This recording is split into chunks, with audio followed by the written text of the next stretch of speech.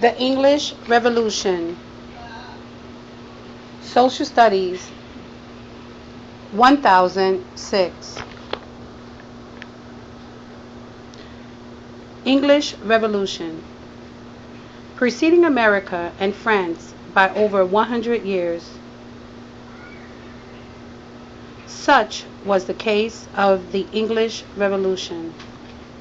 The 17th century was an age of absolutism in most of the countries in Europe.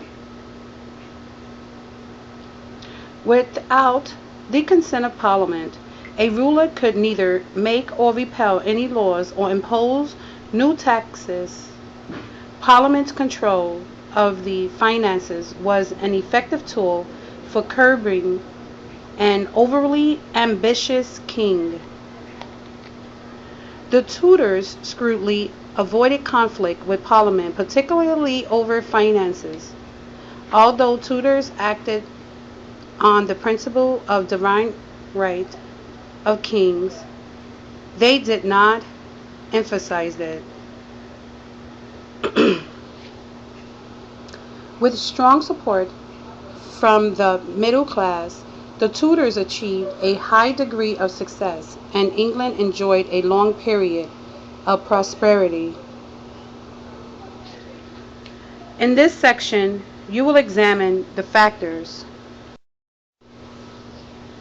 In this section, you will examine the factors leading to the English Revolution. If you will learn how England's government is run and how their laws are passed and enforced today. Divine right. England was ruled by several kings and a queen who believed they had divine right to absolute power and total control of the government. The Roundheads won the rebellion with Cromwell controlling the government and establishing a commonwealth. Cavaliers. England in the 1500s was ruled by a Tudor monarchy.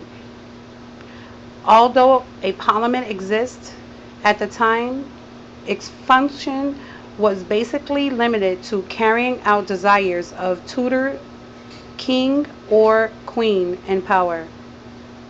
The last monarch, Tudor, was ruled by Queen Elizabeth. Elizabeth lasted almost 50 years. Her rule was strong and powerful and by no means limited to that period alone. Queen Elizabeth headed a glorious era of British history. A proud, highly intelligent woman, Elizabeth was sometimes overpowering. Because of her influence, she was often able to avoid war. England's Elizabethan period was the final contribution to the Renaissance era. Although wars, rebellions,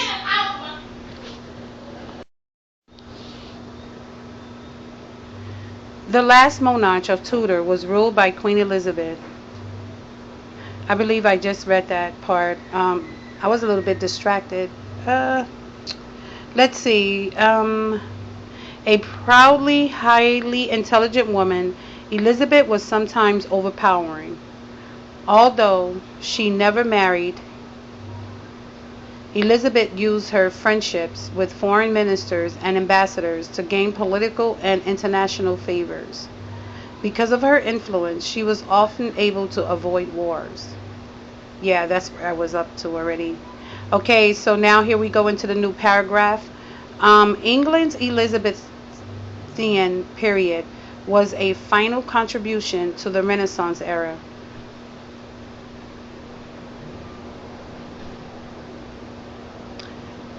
Bacon was a lawyer philosopher whose well-respected views were aimed at solving human problems.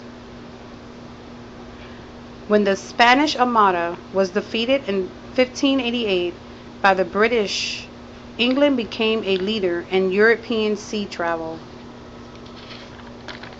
So I don't have that much of recording on part one of the English Revolution.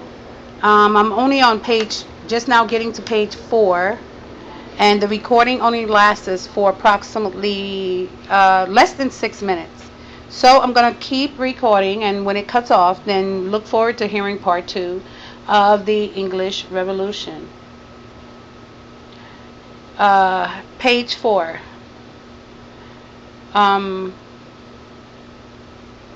As the golden Elizabethan years came to close, the troubled times that emerged made Elizabeth's regime look even more glorious and impressive.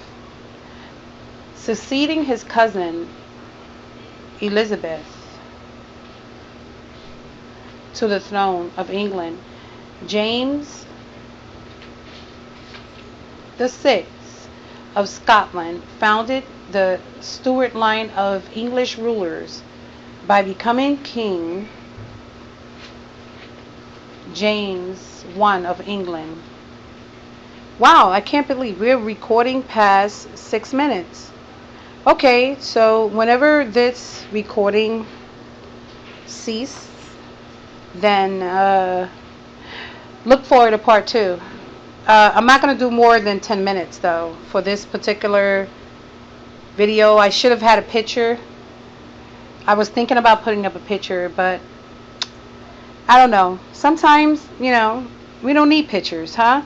We just need some basic understanding. Anyway,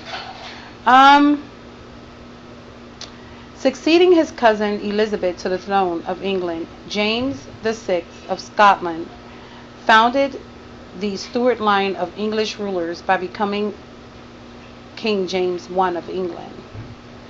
I read that already, right? That's okay. Therefore, he expected absolute obedience to his dictates. James went about his rule in a prideful and cold manner, alienating many with his lack of compassion for their well-being. James I did not have a good relationship with Parliament.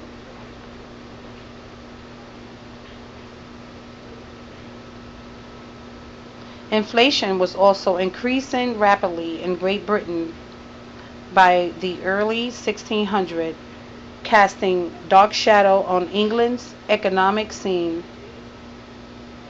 During the 20 years of James' regime, his battle with the people of England and the Parliament was caused by money.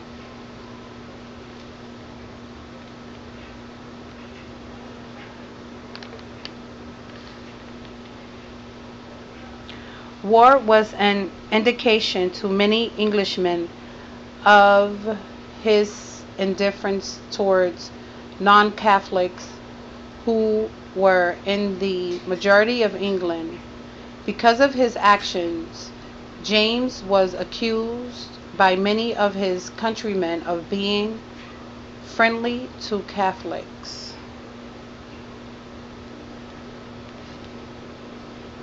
James' regime, however, was not without positive accomplishments.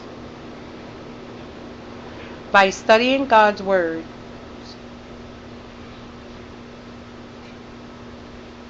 okay, this is a part in this Life Pack study where I'm pretty much skimming through the material.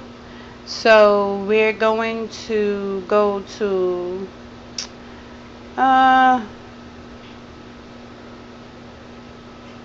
okay, so James was followed to the English throne by his son, Charles I, though not the strong personnel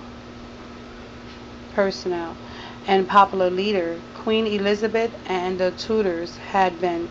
Charles was a definite improvement over his father as monarch. Okay, so we're going to stop. It's like already 10 minutes, and I'll be making part two. Thanks for listening.